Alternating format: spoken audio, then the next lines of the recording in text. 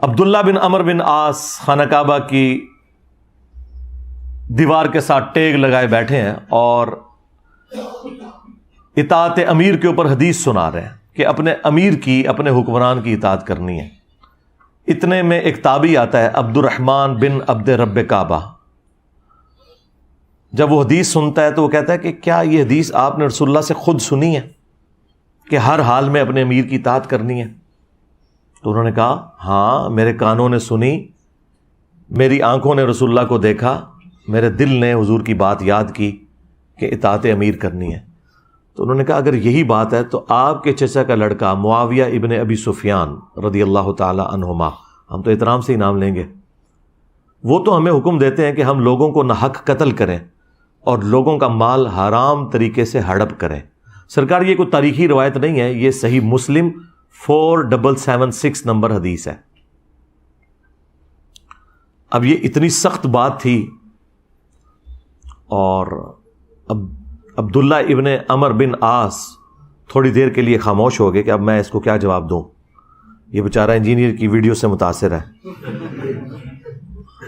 Inverted commas میں۔ تو انہوں نے سر اٹھایا اور وہی بات کی جو انجینئر صاحب آپ سے کر رہے ہیں اتنی دیر سے۔ انہوں نے کہا کہ معاویہ کی اطاعت کرو صرف ان کاموں میں جس میں اللہ کے حکم کے مطابق تمہیں چلائے، اور جس میں وہ اللہ کی حکم عدولی کرے تم اس کی نافرمانی کرو۔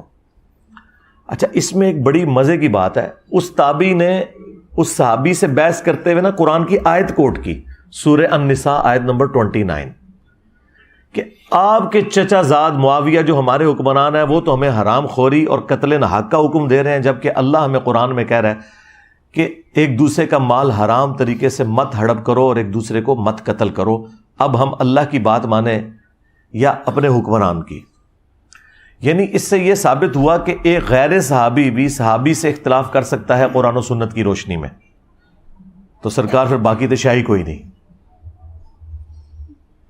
اور پھر حضرت عبداللہ بن عمر بن عاص نے جواباً اس کو یہ نہیں کہا کہ تو تابعی ہو کے صحابی سے اختلاف کر رہا ہے، مشاجرات صحابہ مت ڈسکس کرو، ٹھیک ہے، کوئی ایسی بات نہیں۔ اس زمانے میں یہ کہانیاں نہیں ہوتی تھی، اس وقت علمی گفتگو ہوتی تھی، اور اس سے بڑھ کر انہوں نے اس کی تائید کی کہ اگرچہ میں تمہیں اطاعت امیر کی بات کر رہا ہوں، لیکن اس کا مطلب یہ نہیں کہ امیر حرام خوری کروائے، امیر ناحق قتل کروائے اور تب بھی تو نے امیر کے پیچھے چلنا ہے۔ یہ چیز انڈرسٹوڈ ہے کہ آپ نے بات ماننی ہے قرآن و سنت کے دائرے کے اندر، اور اگر کوئی قرآن و سنت کے خلاف چلاتا ہے آپ نے اس کی بات نہیں ماننی، سمپل۔ اچھا، یہ ساری کی ساری باتیں میں اپنے لیے بھی بیان کر رہا ہوں، اگر میں کوئی بات قرآن و سنت کے مطابق کروں آپ لے لیں، اور اگر میں قرآن و سنت کے مطابق کوئی بات نہ کروں تو آپ چھوڑ دیں۔ لیکن اس کی بنیاد کے اوپر آدھے آدھے میرے کلپ کاٹ کے مجھے گستاخ رسول ڈکلیئر کرنا، گستاخ صحابہ کہنا، گستاخ اہل بیت کہنا، گستاخ اولیاء کہنا، بجائے علمی اختلاف کرنے کے، اور خود یہ فرقے ایک دوسرے کو کافر کہتے ہیں، اس کے باوجود آپ دیکھ رہے ہیں کہ آپ نے اپنی زندگی میں وہ اتحاد امت دیکھا ہے کہ جو شاید آنے والی نسلوں میں بھی ممکن نہ ہوتا، کہ اہل حدیث جو ہیں وہ بریلویوں کو سپورٹ کر رہے ہیں میرے خلاف، اور کیا چاہیے آپ کو؟ حالانکہ وہ یہ مانتے ہیں کہ انجینئر صاحب کی توحید جو ہے وہ بریلویوں سے کیا ہے، اہل حدیث سے بھی بہتر ہے، اور پہلے وہ کہتے تھے کہ توحید اصل چیز ہے، لیکن اب انہوں نے کہا نہیں، ماموں اصل چیز ہے۔ ہاں، تو اللہ دے بندے ہو، پوری امت دا بیڑا غرق بھی ماموں دا دفاع کردے ہو جاتا، تسی بھی اپنا پورا فرقہ ڈبو لے آ جائے ماموں پیچھے، پھر بھی تسی جسٹیفائی نہیں کر سکتے ان کی غلط ایکٹیویٹیز کو۔ تو اس طریقے سے بریلوی اہل حدیث کو سپورٹ کریں گے جنہیں وہ سوراں دے سور کہندے نے، جن کو اعلیٰ حضرت نے مرتد اور کافر اور واجب القتل ڈکلیئر کیا ہوا ہے، دیوبند کو اور اہل حدیث کو اور قادیانیوں کے ساتھ انہیں شمار کیا ہوا ہے احکام شریعت کے اندر، اور ملفوظات اعلیٰ حضرت میں انہوں نے لکھا یہ کفار ہیں، ان کی مسجدیں گھر کی مثل ہیں۔ کفار کا لفظ استعمال کیا وابیوں کے لیے، ٹرٹ کافر کا۔ اور آج اکٹھے ہوئے میں تو بہت اچھی بات ہے، اتحاد امت کیا ہے۔ میں یہ کہتا ہوں الحمدللہ ان کے علماء نے میرے خلاف اتحاد امت کر لیا ہے، اتحاد علماء، اتحاد امت نہیں، اور ان کی عوام نے میرے حق میں ان کے خلاف اتحاد امت کر لیا ہے۔ تو دیکھیں اب دو ہی پارٹیاں رہ گئی ہیں، ایک اللہ رسول کی ماننے والی، ایک فرقوں کی ماننے والی، کہ جو فرقوں کی نوکری اور ان کے چندے بچا رہی ہے۔ تو اللہ کا شکر ہے کہ جو ایک ہماری ریکوائرمنٹ تھی کہ ہم ان کے اصلی چہرے آپ کے سامنے رکھتے ہیں، وہ ہم نے رکھ دیے ہیں اللہ کے فضل سے۔ اب آخر میں مختصراً وہ 10 رجوع بیان کر دیتا ہوں۔ تلک عشرۃ کاملہ، یہ پورے 10 ہوئے جو سورۃ البقرہ میں آیا، تاکہ یہ قیامت تک کے لیے ویڈیو میں ریکارڈنگ کے طور پر بھی آ جائیں اور آپ کو الگ سے اسکیٹرڈ فارم میں ڈھونڈنے نہ پڑیں۔ رجوع نمبر 1 جو سب سے پہلے میں نے کیا وہ داڑھی کے مسئلے میں تھا۔ میں نے مسئلہ 33 ریکارڈ کروایا تھا آج سے آلموسٹ 10 سال پہلے۔ اس میں میں نے یہ موقف اڈاپٹ کیا تھا کہ اگر کوئی شخص مٹھی سے لمبی داڑھی رکھے تو یہ افضل ہے، اور مٹھی داڑھی سنت ہے، صحابہ کرام کی بھی اور نبی علیہ السلام کی تو نیچرلی مٹھی تھی، لیکن جس کی نیچرل بڑھ جائے تو وہ اگر لمبی رکھتا ہے تو وہ بہتر ہے۔ پھر اللہ تعالیٰ نے شرح صدر کیا اور میں نے اس کے اوپر اپنا رجوع ریکارڈ کروایا کہ نہیں، جو شخص یہ سمجھتا ہے کہ نبی علیہ السلام کی داڑھی مٹھی سے بڑی نہیں، نحر سے، اس وجہ سے وہ اپنی داڑھی مٹھی کے بعد کاٹتا ہے، جس طرح کے صحابہ کرام کاٹتے تھے، عبداللہ ابن عمر، عبداللہ ابن عباس اور حضرت ابو ہریرہ رضی اللہ عنہم اجمعین، تو اس شخص کے لیے مٹھی کے بعد داڑھی کاٹنا افضل ہے۔ اور جو شخص یہ سمجھتا ہے کہ چونکہ نبی علیہ السلام کی ہے ہی نیچرل مٹھی تھی، میری نیچرل جتنی بھی ہوگی میں اتنی ہی رکھوں گا اور کاٹوں گا نہیں، تو وہ اس کے لیے تو افضل ہو سکتی ہے، اوورآل اسے افضل نہیں کہہ سکتے۔ جس طرح میں نے داڑھی کبھی نہیں کاٹی، ضرورت ہی نہیں پڑی، مٹھی سے زیادہ کئی بال ہیں میرے، تو میری نیچرل اتنی ہے۔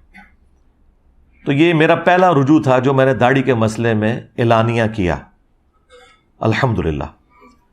رجوع نمبر 2 وہ جہری نمازوں میں قرات کا ایشو تھا، وہ بھی آلموسٹ 10 سال پہلے میرا مسئلہ نمبر 84 ریکارڈ ہوا تھا، فاتحہ خلف الامام سے متعلق۔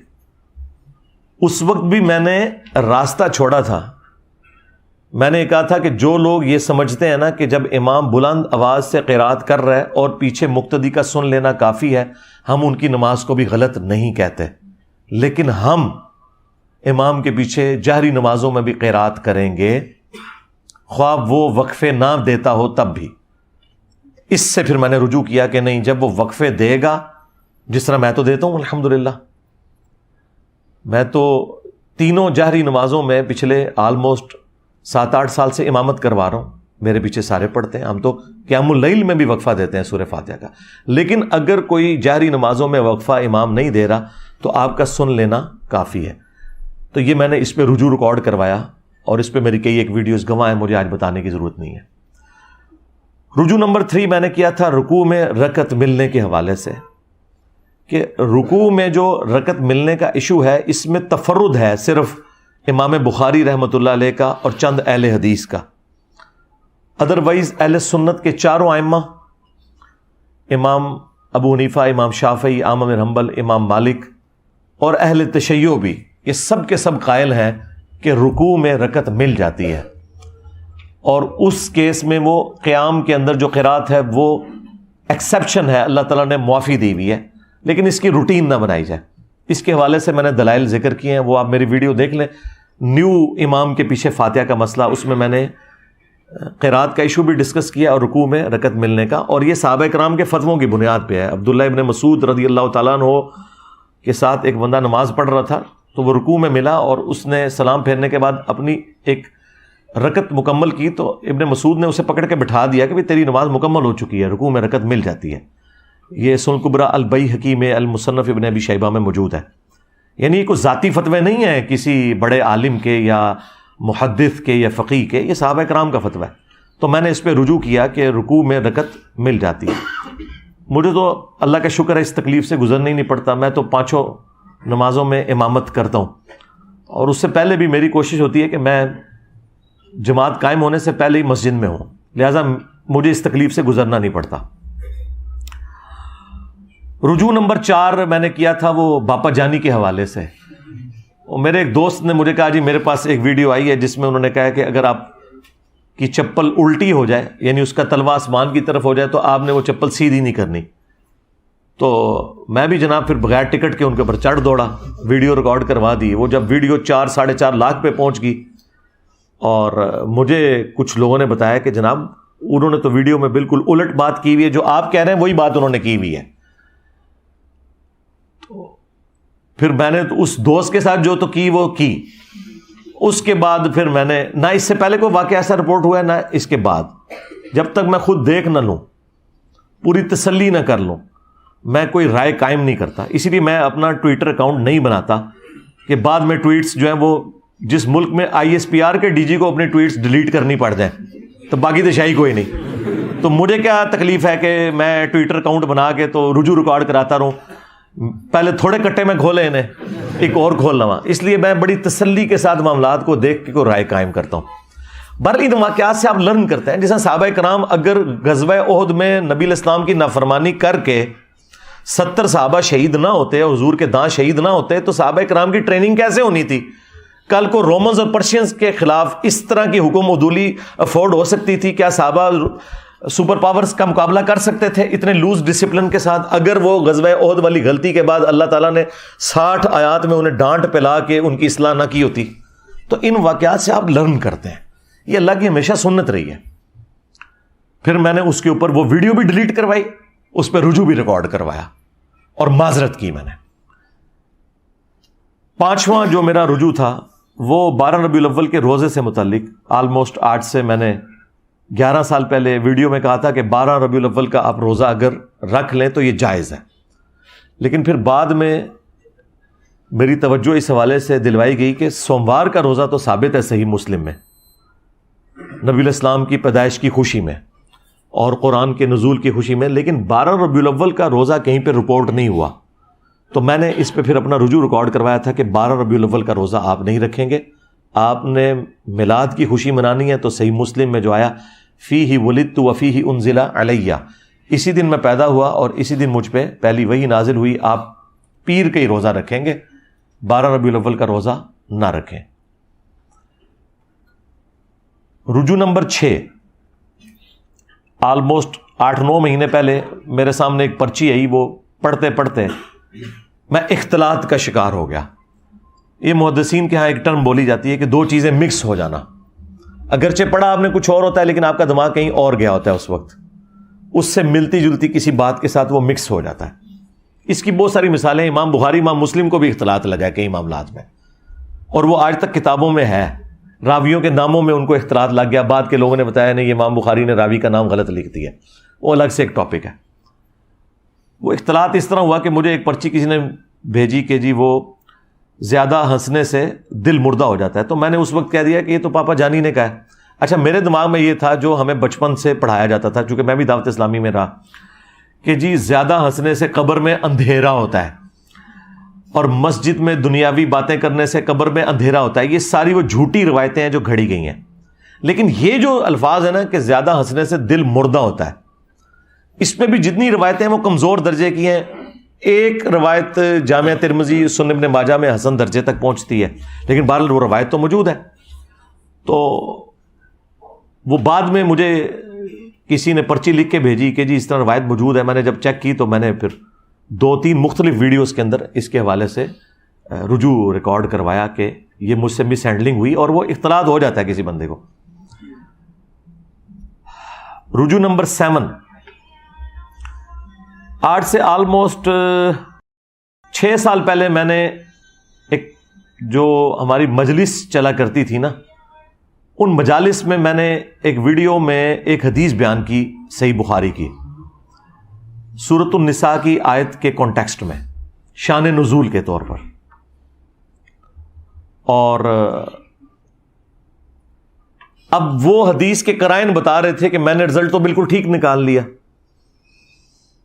لیکن وہ رزلٹ درست نہیں تھا.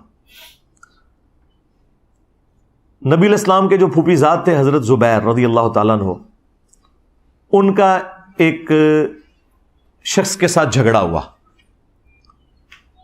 پانی لگانے کے کانٹیکسٹ میں باغ کو پانی لگایا جاتا تھا نا، تو آج کل بھی آپ کو پتا ہے گاؤں ایریا میں کتنے جھگڑے ہوتے ہیں پانی کی، وہ جو نکالی ہوتی ہیں نالیاں ان کے اوپر. جب نبی علیہ السلام کی خدمت میں پیش ہوا، آپ نے پورے شواہد کی بنیاد پہ فیصلہ حضرت زبیر کے حق میں کر دیا. اس شخص نے اس کے جواب میں کہا کہ ہاں یہ آپ کی پھوپھی کا لڑکا ہے نا، اسی لیے آپ نے اس کے حق میں فیصلہ کیا. اب ظاہر ہے کہ یہ تو سیدھی سیدھی منافقانہ اپروچ ہے، اس میں تو کوئی شک ہی نہیں ہے. پھر اس پہ ترا یہ کہ اس پہ قرآن کی آیت نازل ہوئی کہ یہ اس وقت تک مومن ہی نہیں ہو سکتے کہ جب تک اپنے ہر فیصلے میں اے اللہ کے نبی آپ کو اپنا حاکم نہ مان لیں، اور پھر اپنے دل میں بھی کوئی تنگی محسوس نہ کریں اس فیصلے پہ. صرف اوپر سے نہیں ماننا کہ چلو جی ریٹ آف دی گورنمنٹ کو مانتے ہوئے یا قانون کی حکمرانی کو مانتے ہوئے میں کر لیتا ہوں لیکن وہی میرے نال زیادتی ہے. نہیں، رسول اللہ کے کیس میں آپ دل میں بھی اگر خیال لے کر آئے کہ میرے ساتھ زیادتی ہوئی ہے، ایمان سے فارغ. یہ آیت نازل ہوئی اس موقع پہ، تو میرا رزلٹ بالکل جینون تھا. میں نے کہا کہ وہ منافق تھا. اب جب میں نے بولا یہ منافق تھا تو قرائن کے مطابق تھا. جس طرح بخاری مسلم میں کہ ابن ابی بلتا نے جب نبی علیہ السلام کی مخبری کر دی تو حضرت عمر نے کیا کہا تھا، یا رسول اللہ اجازت دے میں اس منافق کا گلا کاٹ دوں کہ جس نے نبی کا راز لیک کیا ہے. تو آپ نے فرمایا کہ عمر چھوڑ دو، بدری صاحب کی اگلی پچھلی غلطیاں معاف ہے. ایٹیچیوڈ منافقانہ تھا اس کا، لیکن تھا وہ بدری صحابی، دنیا سے مغلوب ہو گیا. اسی پہ امام بخاری نے باب باندھا ہے کہ اگر کوئی شخص اپنے علم کی بنیاد پہ کسی صحابی کو بھی کافر کہہ لیتا ہے نا تو اس پہ کفر کا فتویٰ نہیں لوٹے گا. جو یہ مجھے کہہ رہے تھے انجینئر صاحب کہتے ہیں کہ اگر کوئی حضرت ابوبکر کو کافر کہہ دے تو کافر نہیں ہوگا. جی، جو اپنے علم کی بنیاد پہ کہتا ہے اس تک بات یہ پہنچی ہے وہ تو کافر نہیں ہوگا. لیکن اگر انجینئر صاحب حضرت ابوبکر کو تو چھوڑ دیں، میں تو اپنے مخالفین علماء کو بھی اگر کافر کہتا ہوں نا تو میں کافر ہو جاؤں گا. میرا معاملہ الگ ہے. اور یہ بات امام بخاری نے لکھی ہوئی صحیح بخاری میں، چیپٹر کی ہیڈنگ میں اس حدیث کو، ابن ابی بلتا والی حدیث کو. لیکن بیچاروں نے نہ قرآن پڑھا نہ حدیث پڑھی. ان کو کیا پتا تھا کہ یہ سارا کچھ ہمارے اوپر امتحان آنا ہے کہ تمام علمی بحثیں جو کتابوں میں تھیں وہ عوام میں آ جائیں گی. تو میں نے تو اپنی جگہ بالکل جینون بات کی. تو ایک ہفتے کے بعد ایک اسٹوڈنٹ ہمارے آئے، انہوں نے وہ پبلک سیشن جو تھا مجلس ریکارڈ ہونے سے پہلے ہی مجھے کہا کہ جی علی بھائی آپ نے جو بیان کیا وہ تو منافق نہیں تھا. میں نے کہا نہیں، وہ منافق تھا. وہ قرآن میں آیات نازل ہوئی ہیں کہ تم مومن نہیں ہو سکتے، تو قرآن نے اسی کو منافق کہا ہوا ہے نا. بالکل قرآن تو یہی بتا رہے ہیں نا، اس موقع پہ نازل ہوئی ہے. اس نے کہا نہیں جی، اس کا ایک طریق بخاری میں دوسری جگہ ہے، اس میں الفاظ ہیں ایک انصاری صحابی. میں نے کہا اچھا. اس نے کہا یہ حدیث کا نمبر ہے. میں نے کھول کے دیکھا. اب بھی میں تعویل کر سکتا تھا کہ صحابی وہ قانوناً تھا، وہ تو عبداللہ ابن ابی کو بھی حضور نے صحابی کہا ہوا ہے. لیکن میں نے کہا نہیں یار، یہ بہت دور کی بات ہو جائے گی. جب یہ لکھا ہے نا انصاری صحابی، تو پھر ہم ابن ابی بلتا والا حکم ہی لگائیں گے. جس طرح حضرت عمر نے اس کو بدری صحابی کو منافق کہہ دیا تھا، اگر بدری صحابی کو حضرت عمر منافق کہہ دیں، اتنے بڑے صحابی، تو میں تو شاہی کوئی نہیں. اور میں جس انصاری کو کہہ رہا ہوں وہ ابن ابی بلتا کے مقابلے میں شاہی کوئی نہیں. تو میں نے اپنا رجوع ریکارڈ کروا دیا. اس طرح اینالوجی کا فرق بعض اوقات لگ جاتا ہے. تو یہ میرا وہ رجوع تھا، رجوع نمبر 7. اسی کی آپ ایکسٹینشن کر لیں. یہ جو پچھلے ہفتے ہماری ایک پوسٹ بھی اپلوڈ ہوئی تھی، رجوع نمبر 8 کہہ لیں اسے، وہ حرمت والے رشتوں سے متعلق. کیونکہ اس کے ساتھ ہی آپ اس کو جوڑیں گے تو آپ کو پھر اینالوجی بنانے میں آسانی ہو جائے گی کہ یہ اینالوجی صحابہ کرام سے بھی مس ہینڈلنگ ہو جاتی تھی. وہ حرمت والے جو رشتے رپورٹ ہوئے ہیں نا سورۃ النساء کی آیت نمبر 23 کے اندر، ان کے کانٹیکسٹ میں میں نے بیان کیا تھا. مجھے پرچی آئی تو میں نے وہ پرچی پڑھی. اس میں تھا کہ کیا بھتیجی اور بھانجی کی جو آگے سے اولاد ہے اس کے ساتھ رشتہ ہو سکتا ہے؟ تو میں نے کہا تھا کہ ہاں ہو سکتا ہے، اس لیے کہ اس کا باپ الگ ہے. اور میں نے قیاس کیا کہ خالہ اور پھوپھی کے ساتھ رشتہ نہیں ہو سکتا، لیکن خالہ اور پھوپھی کی اولاد کے ساتھ آپ کا رشتہ ہو جاتا ہے، اس لیے کہ اس کا باپ الگ ہے. تو میں نے اینالوجی اسی طریقے سے بنائی جس طرح کہ حضرت عمر نے اینالوجی بنا لی تھی ابن ابی بلتا کو منافق کہنے کی، یا مجھ سے مس ہینڈلنگ ہو گئی تھی ایک انصاری صحابی کو منافق کہنے کی، کیونکہ اس نے رسول اللہ کے فیصلے کو چیلنج کیا تھا اور کتنا گستاخانہ جملہ بولا کہ یہ آپ کے پھوپھی کا لڑکا ہے اس لیے آپ نے اس کے حق میں فیصلہ کیا ہے. مجھے بتائیں اس سے زیادہ توہین ہو سکتی ہے؟ تو میں نے اپنی جگہ وہ اینالوجی بنائی. پھر کیا ہوا کہ اسی ویک کے اندر، حالانکہ اتوار تو آ جانی تھی، میں نے اتوار کو بولنا تھا، لیکن مجھے منڈے یا ٹیوزڈے کو کاشف بھائی ہیں ہمارے فیصل آباد میں، مولانا اسحاق صاحب کے اسٹوڈنٹ ہیں اور ڈیسنٹ آدمی ہیں. انہوں نے مجھے کال کی کوئی دن 11 بجے، مجھے کہنے لگے کہ اس طرح آپ نے ایک مسئلہ بیان کیا ہے تو آپ نا اس کے اوپر تحقیق کریں، کیونکہ میں نے مختلف علماء سے پوچھا تو سارے علماء یہ کہہ رہے ہیں کہ جی بھتیجی اور بھانجی کی اولاد بھی اپنی بیٹی کی اولاد میں داخل ہے. میں نے کہا جی کوئی دلیل دی ہے؟ انہوں نے کہتے ہیں دلیل تو نہیں دی ہے لیکن یہ انڈرسٹوڈ ہے. میں نے کہا مجھے تو لگتا ہے کہ یہ بات درست نہیں ہے، کیونکہ خالہ اور پھوپھی بھی تو محرم رشتے ہیں اور ان کی اولاد آگے سے آپ کے لیے نامحرم ہے اور آپ ان سے شادی کر سکتے ہیں. تو ان کا یار میں نے تو اس طرف سوچا نہیں، واقعی ادھر تو یہ انالوجی بنتی ہے تو ادھر یہ کیوں بنتی ہے؟ تو میں نے کہا اس پہ کوئی دلیل، کوئی قرآن کی آیت یا حدیث ہے تو مجھے بتائیں، میں انشاءاللہ نا اس پہ رجوع ریکارڈ کروا دوں گا. کہتے ہیں پھر مجھے ٹائم دیں. پھر انہوں نے مختلف علماء سے رابطہ کیا اور انہی میں سے ایک عالم دین تھے دیوبند مکتب کے، مولانا اسحاق صاحب کے وہ بڑے چاہنے والے اور ان کے اسٹوڈنٹس میں سے، ان کی آڈیو ریکارڈنگ انہوں نے مجھے واٹس ایپ کی اکیڈمی کے نمبر پہ، میں تو آپ کو پتہ واٹس ایپ یوز ہی نہیں کرتا، اور مجھے انہوں نے ٹیکسٹ کیا کہ وہ آپ واٹس ایپ سن لیں. تو اس دوران پیرلل میں نے مختلف علماء کے ساتھ رابطہ کیا. کسی عالم نے بھی مجھے کوئی آیت حدیث پیش نہیں کی، کیونکہ اس طرف کسی کا پہلے دھیان اس طرح گیا نہیں ہوا تھا. ساروں نے کہا جی ہمیں ٹائم دیں. میں نے کہا ٹائم لیں. پھر میں نے مکتبۃ الشاملہ میں خود سرچ کیا، میں نے تفسیر ابن کثیر کھولی اور بڑی تفسیریں کھولی، کسی میں یہ ٹاپک ڈسکس ہی نہیں ہوا تھا. میں نے کہا یار یہ اتنی حیران کن بات ہے، اس کو ڈسکس تو کریں ہاں یا نہ میں. دور دراز کی تفسیر میں نا مجھے یہ ملا، بعض لوگوں نے آگے لکھ دیا کہ بھتیجی اور بھانجی کی جو اولاد ہے نا وہ بھی بھتیجی اور بھانجی کے حکم میں ہی داخل ہوگی، اور ساتھ لکھا ہوا اس پر اجماع ہے. یعنی قرآن و سنت کی دلیل نہیں ہے، یہ نسل در نسل مسلمانوں نے اجماع سے اس آیت کی تفسیر یہی سمجھی ہے. اب اس کے بعد ظاہر ہے کہ میں پھر مزید تحقیق میں پڑا. پھر میں نے کچھ شیعہ علماء سے رابطہ کیا، پاکستان کے بھی، عراق کے، ایران کے، وہ بھی سارے کھول کے بیٹھ گئے. انہوں نے کہا ہمارے ہاں بھی کوئی حدیث تو اس حوالے سے نہیں ملتی، یہ اجماع ہی چل رہا ہے اس کے اوپر.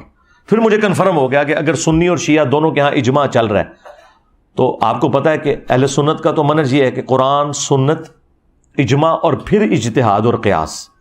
ویسے حنفی تو پہلے نمبر پہ قیاس اور اجتہاد مانتے ہیں، قرآن و سنت تو ان کے آگے شاہی کوئی نہیں، لیکن ہم تو پتہ ہے سنی منہج پہ ہیں، سنی فرقے میں نہیں ہے.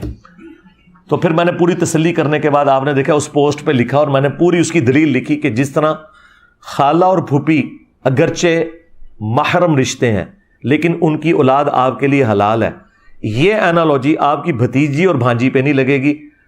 اگرچہ بھتیجی اور بھانجی محرم رشتے ہیں لیکن ان کی اولاد آپ کی اپنی سگی اولاد کی طرح کاؤنٹ ہوگی، حالانکہ وہ سگی اولاد نہیں ہے، وہ آپ کے بھائی کی اولاد ہے. تو لیکن چونکہ اس پہ اجماع تھا تو میں نے لکھا اس پہ سنی شیعہ کا اجماع ہے، اور جب اجماع ہو کسی بات کے اوپر پھر قیاس اور اجتہاد پیچھے رہ جاتا ہے. تو میں نے اتوار کا انتظار بھی نہیں کیا، ایک پوسٹ بنائی اور دیکھیں پوسٹ پہ کیا لکھا ہوا تھا، رجوع، توبہ اور کلیریفیکیشن. ان کی تو موت ہے یہ توبہ کا لفظ لکھ دیں. انہوں نے تو چشتی رسول اللہ، اشرفی رسول اللہ سے توبہ نہیں کی ہوئی ہے اتنے بڑے بڑے بلنڈرز کے ساتھ. تو میں نے اس پہ توبہ کا لفظ بھی لکھا، اور پھر بعض لوگوں نے نیچے کومنٹس کیے کہ اس پہ ویڈیو بنائے. میں نے کہا انشاءاللہ ویڈیو میں کلیریفیکیشن دے دوں گا. اور دیکھیں اس شر میں سے کتنا بڑا خیر نکلا کہ میں نے وہ سارے کے سارے رجوع جو 15 سالوں میں تھے وہ ایک جگہ جمع آج کر رہا ہوں. اس کی برکت سے یہ فائدہ ہوتا ہے نا. یہ 8 مکمل ہو گئے جی رجوع، اور اب رجوع نمبر 9. اور وہ رجوع نمبر 9 حال ہی میں تازہ میں نے کیا ہے کہ مزارات پہ آپ جا سکتے ہیں. میں شروع دن سے مخالف تھا کہ قبروں پہ جانا ہے، جو مسلم میں حدیث ہے قبروں پہ جاؤ تاکہ آخرت کی یاد آئے. یہ دنیا سے بے رغبتی دلاتی ہیں. اور میں نے کہا تھا یہ مزار جو ہے نا یہ رسول اللہ کی نافرمانی میں بنائے گئے ہیں. نبی الاسلام کی حدیث ہے مسلم میں کہ میں تمہیں منع کرتا ہوں قبروں کو پکا کرنے سے، ان پہ عمارت بنانے سے، ان پہ بیٹھنے سے. مجاور بن کے بیٹھنا بھی حرام ہے، ڈائریکٹ بیٹھنا بھی حرام ہے. لیکن آپ کو پتہ ہے کہ اسی سال میں نے اس پہ رجوع کیا ہے. ویسے ہے یہ رجوع خطرناک ہے، خطرناک سے بھی اگلا ورژن. میں نے کہا تھا آپ مزار پہ بھی جا سکتے ہیں لیکن ایک شرط کے ساتھ کہ آپ نے مزار پہ کھڑے ہو کے دونوں ہاتھ بلند کرنے ہیں اور بلند آواز سے کہنا ہے کہ اے اللہ یہاں جو بابا دفن ہے اس کے اگلے پچھلے گناہ جو یہ اپنی زندگی میں چھپ چھپ کے کرتا رہا گناہ یا لوگوں کے سامنے کرتا رہا, چھوٹے گناہ اس کے بڑے گناہ معاف کر دے, اور آمین بھی اونچی آواز سے کہنا ہے, اور پھر کہنا ہے اے اللہ اس بزرگ کی قبر میں کیڑے نہ پڑیں, اے اللہ اس پہ سام مسلط نہ ہو, اے اللہ اس بزرگ کو قبر میں عذاب نہ دیا جائے. ویسے اینی دعاؤں تو پہلے ہی تسی بھی بزرگوں کو پہنچ جاؤ گے.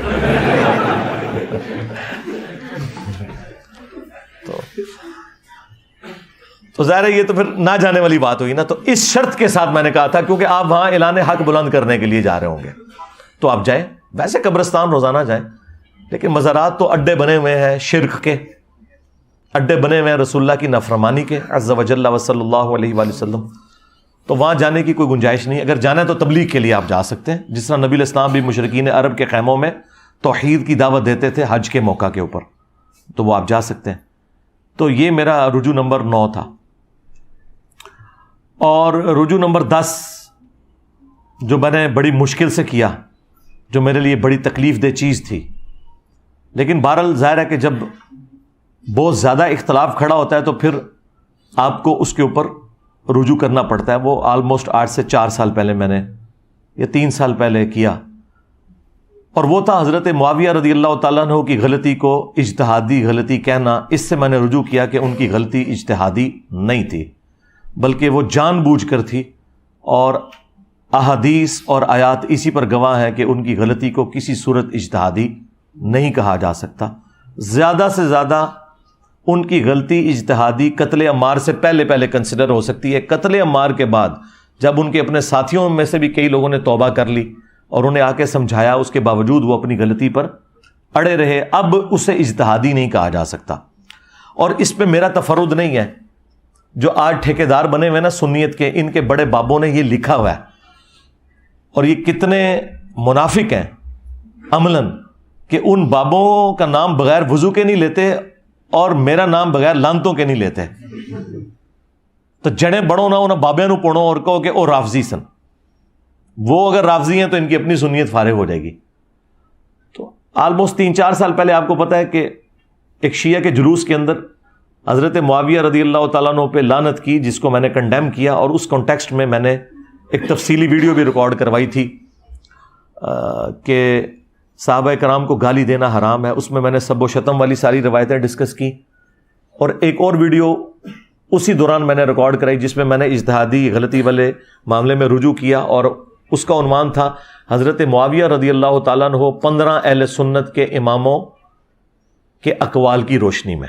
یہ میری یعنی بہترین ویڈیوز میں سے, جس میں نے پرانے سارے بزرگوں کے اقوال اس حوالے سے بتائے, اور ان میں نے ان کے حنفیوں کے بڑے بزرگوں کا حوالہ بھی دیا تھا, ملا علی قاری کا.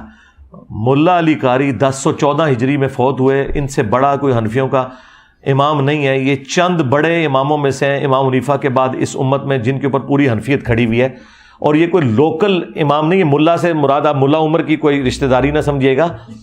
یہ ملا علی قاری پوری دنیا میں اتھارٹی مانا جاتا ہے حنفیوں کے ہاں, کیونکہ اس نے مشکات المصابی کی شرح لکھی مرقہ, اور اس شرح میں چونکہ مشکات المصابی تو احادیث کا مجموعہ ہے اور پوری فقہ حنفی کی موت ہے حدیثیں ڈسکس کرنا, تو اسے ایک شرح لکھنی پڑی فقہ حنفی کو ثابت کرنے کے لیے حدیثوں کے خلاف. تو کوئی بڑا بندہ ہی چاہیے تھا نا جو ہر حدیث کو کاؤنٹر کر کے کہتا نہیں ہمارا امام صحیح کہہ رہا ہے, یہ حدیث غلط ہے. تو اس کے لیے ایک امام لانچ ہوا ملا علی قاری, جو بریلویوں اور دیوبندیوں کے امام اور حنفیوں کے بڑے امام, اور بریلوی دیوبندی کی تقسیم سے پہلے کے ہیں وہ. ملا علی قاری نے مرقہ لکھی, اور اس میں جب حدیث آئی نا 5878 قتل عمار والی حدیث, تو اس میں انہوں نے کچھ جملے لکھے, اور اب یہ اردو ترجمے کے ساتھ تو اب انہوں نے شائع کیے دیوبندیوں نے. میں تو بہت پہلے اپنے پمفلٹ کربلا بارے میں اسے ڈال چکا تھا. انہوں نے جو جملے لکھے ہیں نا, میری ویڈیوز تو اس کے سامنے شائع کوئی نہیں. انہوں نے پہلا جملہ لکھا اس میں کہ حضرت معاویہ پر واجب تھا کہ وہ خلیفہ وقت علی ابن ابی طالب کی بیعت کر لیتے. یعنی انہوں نے واجبیت کا ترک کیا. جو مسلم میں آتا ہے جو بغیر امام کے بیعت کے مرا وہ جاہلیت کی موت مرا. وہ ساری حدیثوں کے حوالے سے انہوں نے کہا کہ ان پہ واجب تھا کہ اپنے امام کو پہچانتے. نمبر 2, دنیا کی منفعت کے لیے خلافت کے حصول کے لیے اپنی خواہش کو ترک کر دیتے ہیں. یعنی انہوں نے کہا کہ یہ جو حضرت علی کے خلاف وہ لڑے وہ کوئی قصاص عثمان کا چکر نہیں تھا بلکہ وہ خود خلیفہ بننا چاہتے تھے. دیکھ لو, یعنی ایک بندہ اندر تک وڑ گیا ہے, وہ دل دیکھ اور فتویٰ لگا رہا ہے. اچھا, نمبر 3, وہ باطن میں باغی تھے لیکن ظاہراً خون عثمان کو انہوں نے اپنی ڈھال بنایا ہوا تھا لوگوں کو دکھانے کے لیے. اے بھی نال لکھا ہے, جیسے یہاں پہ پولیٹیشنز کرتے ہیں نا, سامنے کوئی اور ریزن رکھتے ہیں اور پیچھے کچھ اور ہوتا ہے. تو انہوں نے کہا کہ اندر سے وہ باغی تھے, وہ حضرت علی کو خلیفہ ہی نہیں ماننا چاہتے تھے. پبلک کی آنکھوں میں دھول جھونکنے کے لیے انہوں نے حضرت عثمان کی شہادت اور قصاص کو اپنی ڈھال بنایا ہوا تھا لوگوں کو دکھانے کے لیے. آپ ذرا یہ جملوں کے اوپر غور کریں. نمبر 4, انہوں نے کہا کہ قتل عمار والی حدیث تقتلہ الفئۃ الباغیہ 2812 2812 یہ میری بوتل ہوتے لکھے ہے. اچھا, قتل عمار والی حدیث حضرت معاویہ کی چھپی ہوئی بغاوت کو ظاہر کر دیتی ہے. یہ چوتھا فکر. اور 5واں انہوں نے لکھا کہ حضرت معاویہ کے عمل نے قرآن اور سنت دونوں کو پیٹھ کے پیچھے ڈال دیا. یعنی بجائے انہوں نے قرآن و سنت پہ عمل کرنے کے, انہوں نے اپنے اس نفس کی پیروی کرتے ہوئے یہ سب کچھ کیا. مجھے بتائیں اس کے بعد کوئی جملہ رہ گیا کہ کوئی بولتے؟ پھر پتہ کیا انہوں نے اینڈ پہ کہا, لیکن ہمیں چاہیے کہ ہم اپنی زبانیں بند رکھیں. ہاں, یہی تو ہم کہہ رہے ہیں کہ ہم اس سے ہلکی باتیں کر کے اور ڈائریکٹ حدیثیں بیان کر کے اپنی زبانیں بند کیے ہوئے ہیں. اور ملا علی قاری یہ سارے فتوے بیان کر کے بھی کہہ رہا ہے زبان ہمیں بند رکھنی چاہیے. یعنی ملا علی قاری المتوفا 1014 ہجری, یقین کریں میں تو اس کے بعد انہیں دل سے کہتا ہوں رحمہ اللہ. ہاں, انہوں نے بتا دیا کہ یہ سارا اختلاف کرنا کوئی رافضیت نہیں ہے. اور دوسرا فتویٰ ملا علی قاری سے بھی بڑے امام جو ان سے بھی پہلے گزرے 855 ہجری میں فوت ہوئے, انہوں نے عمدۃ القاری صحیح بخاری کی شرح لکھی. بدر الدین عینی, ایک ہی زمانے میں 2 امام ہیں. ابن حجر اسقلانی نے فتح الباری لکھی, 852 ہجری میں فوت ہوئے اور 855 ہجری میں 3 سال کے بعد انہی کے زمانے میں تھے فوت ہوئے. بدر الدین عینی انہوں نے بخاری کی شرح لکھی اور انہوں نے بھی وہی کام کیا جو مشکات کی شرح لکھتے ہوئے فقہ حنفی کو ثابت کرنے کے لیے جو مولا علی قاری نے پاپڑ بیلے تھے نا, وہی پاپڑ بخاری کے خلاف بیلے بدر الدین عینی نے اپنی فقہ حنفی کو ثابت کرنے کے لیے, کیونکہ بخاری تو فقہ حنفی کے خلاف ہے. اچھا, انہوں نے بھی یہ کیا کہ وہ 7083 نمبر حدیث جو بخاری میں آتی ہے نا کہ جب کوئی مسلمان دوسرے مسلمان پہ تلوار اٹھائے تو دونوں جہنمی ہیں, اس کی وہ شرح لکھتے ہیں. اور یہ اس کانٹیکسٹ میں ہے کہ وہ ایک تابعی جو ہیں وہ حضرت علی کی حمایت میں کھڑے ہوتے ہیں, تو ابو بکرہ صحابی انہیں روکتے ہیں کہ بھئی میں نے رسول اللہ سے سنا تھا جب ایک مسلمان دوسرے پہ تلوار اٹھائے تو دونوں جہنمی ہیں. اور پھر ہم نے نبی علیہ السلام سے پوچھا کہ جو قتل ہو جائے وہ کیوں جہنمی ہے, قاتل تو جہنمی ہے. تو نبی علیہ السلام نے فرمایا اس مقتول نے بھی تو اپنے بھائی کے قتل کا ارادہ کیا تھا, وہ بھائی کامیاب ہو گیا, لہذا دونوں ہی جہنم میں. اس حدیث کو استغفر اللہ واتوب الیہ حضرت ابو بکرہ نے حضرت عائشہ اور حضرت علی کی جنگ کے اوپر فٹ کر کے مطلب اس میں سے کیا رزلٹ نکالا کہ دونوں جہنمی ہیں. تو غلطی لگ گئی ان کو. انجینئر ہوتے ان کے ساتھ ہوتا ہے انجینئر ابو بکرہ, تو یہ رافضی کہہ دیتے, لیکن وہ انجینئر نہیں تھے نا, سمپل صحابی تھے, وہ ابو بکرہ کہہ دیا. اب یہ اتنی خطرناک بات تھی اور یہ بالکل ردی کی ٹوکری میں ان کا فتویٰ پھینکنے والا ہے. یہ حدیث اس کے بارے میں ہے ہی نہیں ہے. یہ حدیث اس صورت میں اپلائی ہوگی جب کوئی ناحق کسی کے خلاف تلوار اٹھائے, کوئی لسانیت کی بنیاد پہ لڑے. لیکن جب سورہ الحجرات میں آیا کہ جب مومنوں کا گروہ باغی ہو جائے اس کے خلاف تلوار اٹھاؤ جب تک کہ وہ توبہ نہ کر لے. اسی کے تحت حضرت علی نے جنگ جمل صفین اور نہروان لڑی تھی. حضرت علی سے زیادہ کوئی قرآن نہیں جانتا تھا. یہ حدیث حضرت علی پہ نہیں فٹ ہوتی تھی, نہ حضرت عائشہ پہ. حضرت علی نے جنگ بالکل حق کے اوپر کی. اس کے اوپر خیر میں الگ سے کئی ایک ویڈیوز میری ریکارڈڈ ہے. بہرحال یہ جو حدیث ہے نا 7083, اس کے کانٹیکسٹ میں بدر الدین عینی نے لکھا کہ علامہ کرمانی تو کہتے ہیں کہ حضرت معاویہ کو 1 اجر ملے گا اور حضرت علی کو 2 اجر ملیں گے, کیونکہ حضرت علی حق پہ تھے. اور دونوں مجتہد تھے. تو بدر الدین عینی پتہ کیا لکھتے ہیں؟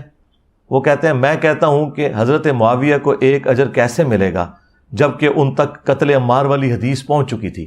سرکار 2812 سارے دے گاٹے فٹ ہوئی جے. دیکھ لو ملا علی قاری متاثر ہوا 2812 تو تائیں انہیں کیا نا 5878 نمبر حدیث. اچھا بدر الدین عینی بھی کہتا ہے بھی 2812 آ گئی ہے ہن معاویہ دی گل اسی کیوں بنی ہے. ہاں یہ 2812 ایویں نہیں بوتل اتنے لکھی ہوئی ہے. دوسرا تھلے لکھا ہے فرقوں کی دکانیں بند, the damage has been done, ایویں لکھا ہوا ہے. اچھا تو کہتے ہیں یہ کیسے ہو گیا کہ جب قتل عمار والی حدیث موجود ہے اس کے بعد آپ کہیں کہ جی ان کو ایک اجر ملے گا. پھر اینڈ پہ انہوں نے جملہ بڑا سخت بولا. انہوں نے کہا کہ کیا حضرت معاویہ اس پہ راضی نہیں کہ اللہ تعالیٰ انہیں چھوڑ دے برابر, بجائے اس کے کہ انہیں ایک اجر بھی ملے. اللہ تعالیٰ انہیں اگر بخش دینا ان کے لیے یہی لائف ٹائم اچیومنٹ ہے, اجر تو چھڑ دو. اچھا اب چونکہ وہ انجینئر بدر الدین عینی نہیں تھا لہذا وہ رافضی نہیں ہوا. سمجھ آئیے آپ کو بات کی؟ اور یہ بات بالکل بدر الدین عینی کی درست ہے کیونکہ یہ حدیث غلط فٹ کر رہے ہیں. بخاری مسلم میں حدیث ہے اگر حکمران وقت اجتہاد کرے, صحیح اجتہاد کرے تو 2 اجر ہیں, غلط اجتہاد کرے تو 1 اجر. اور اس پہ امام بخاری نے باقاعدہ باب باندھا ہے کہ حاکم وقت کا اجتہاد, یعنی حضرت علی اگر جنگ جمل صفین نہروان نعوذ باللہ غلط بھی لڑتے 1 اجر مل جاتا پھر بھی.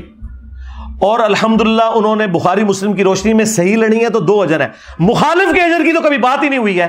یعنی خلیفہ راشد کا باغی اور ان کے خلاف کھڑے ہونے والا شخص مجتہد کیسے ہو سکتا ہے؟ تو ٹھیک ہے پھر کہو کہ حضرت عثمان کے مخالفین جو تھے, وہ جو صحابہ تھے وہ بھی مجتہد تھے. جو منکرین زکات حضرت ابوبکر کے خلاف کھڑے ہوئے وہ مجتہد تھے. اللہ رسول آخرت کو تو مانتے تھے نا, صرف وہ کہتے تھے کہ ہم زکات نہیں دیں گے. اس طرح مطلب رزلٹ نکالے جاتے ہیں. صرف حضرت علی کی باری آتی ہے تو یہ لوگ جو ہے وہ ٹامک ٹوئیاں کرنا شروع کر دیتے ہیں. تو دیکھیں پھر اللہ نے کتنی بڑی بلا ان کے اوپر چھوڑی ہے, نہ پچھلے چڈے نہ اگلے چڈے. ہاں علی کے جیسا ہے ہی کوئی نہیں, بنو امیہ تھے شے ہی کوئی نہیں.